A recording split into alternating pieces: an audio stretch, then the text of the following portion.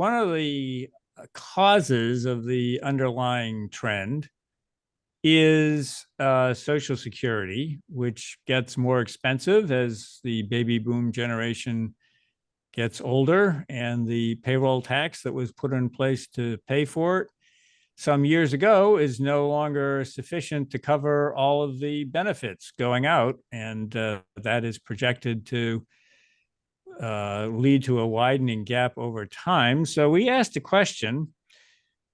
Our third question: the Social Security Trust Fund is projected to become insolvent within the next 10 years.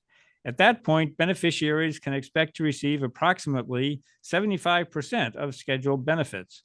What is your plan to maintain Social Security solvency? Steve, you've been studying this question for a long time. Mhm. Why is this really so important for candidates to talk about this cycle? Well, I mean, if you go back to the State of the Union, it seems like right now all the politicians are saying that our plan is to do nothing. And as you recall, Bob, our co-founders here at the Concord Coalition some years ago used to talk about the do nothing plan. And they would say, well, if you do nothing, what's going to happen is everybody's benefits are going to get cut across the board because the trust fund is going to be exhausted and there won't be enough payroll taxes coming in to pay the benefits that have been scheduled. And so doing nothing is really not an option because you will result in within the next decade, folks are going to see their benefits cut.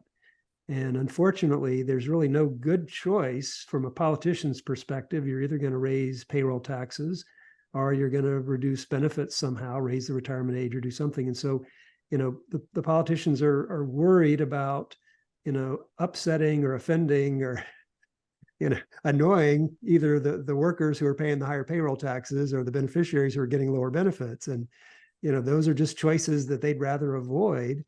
And so, as long as there's still government securities in the trust fund to cash in, they're going to delay doing anything as long as possible.